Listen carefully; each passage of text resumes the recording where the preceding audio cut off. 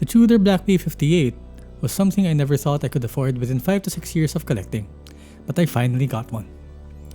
As watch collectors, we buy watches to represent a certain memory, to commemorate milestones. And the watches you buy to represent these milestones don't even have to be expensive. The decision to buy your first luxury watch is a gradual process of self-justification. Do I deserve it?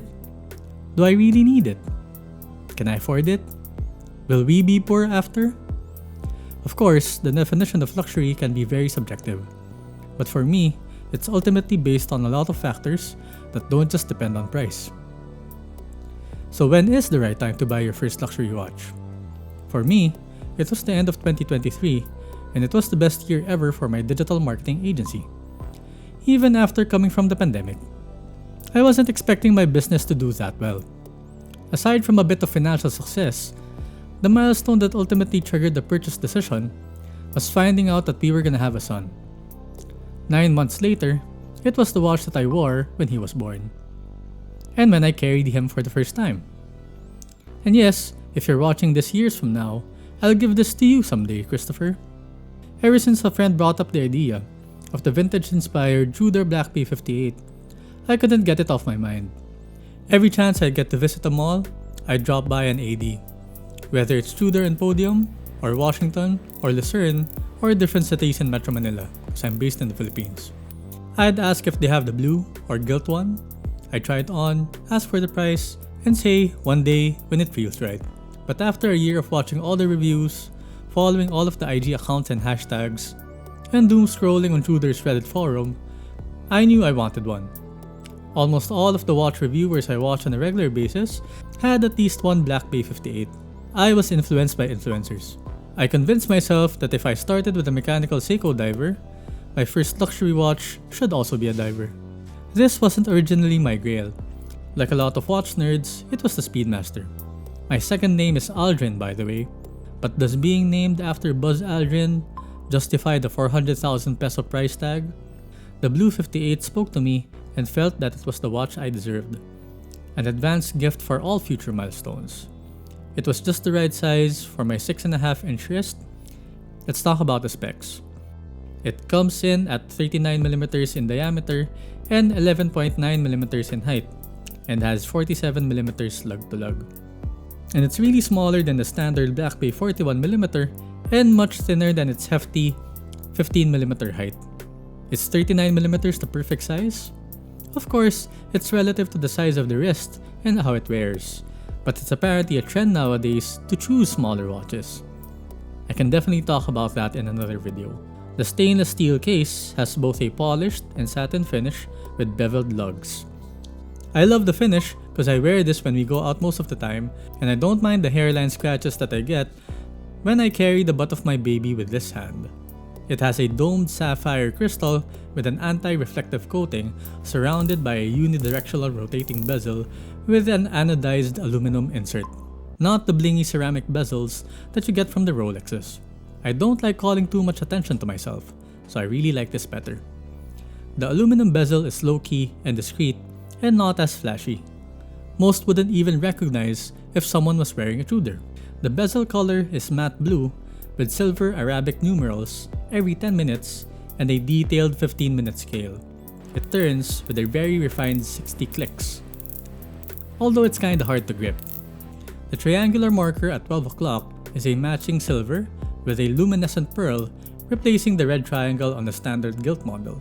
I love how every single minute detail catches the light, and I don't know about you, but I end up staring at my watch sometimes for a few minutes just to marvel at the craftsmanship. The oversized crown has Tudor's rose emblem embossed, and it's easy to pull and turn to adjust the time. It's water resistant up to 200 meters. I'll never ever swim with something this expensive, but I promised myself that if I were to buy a luxury watch, it should be something that I can wear even when I'm washing the dishes. A tool watch that you don't have to baby. The vintage styling, inspired by the Tudor Submariner, makes sure that 50 years from now, it would still look great. The design is absolutely timeless. Maybe the reason why I chose this over the Longines Spirit Zulu time was because that looked too modern. It can definitely look professional when you're wearing a suit and it can also look casual when you're wearing a t-shirt and jeans. Put this dial side by side with the vintage 1960 Submariner, and the main difference that you'll see is with the hands. These old ones use the Rolex Mercedes hands. All modern Tudors use the snowflake hour hand, which was introduced in 1969. I also like this better than the Mercedes hands because they're so unique and distinct to Tudor. The second lollipop hand also has a square-shaped end, compared to the new Black Bay 54, which is now using a circular shape. Bold, applied circular indices are complemented with stick indices at 3, 6, and 9 o'clock, and an inverted triangular index at 12 o'clock.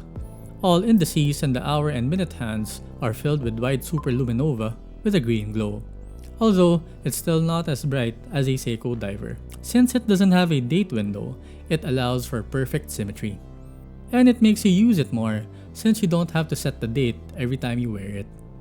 The older Black Bay models used an easily serviceable ETA 2824 movement, but this one uses an in-house manufacturer caliber MT5402 auto movement with a COSC chronometer rating and silicone balance spring designed specifically for the Black Bay 58 line.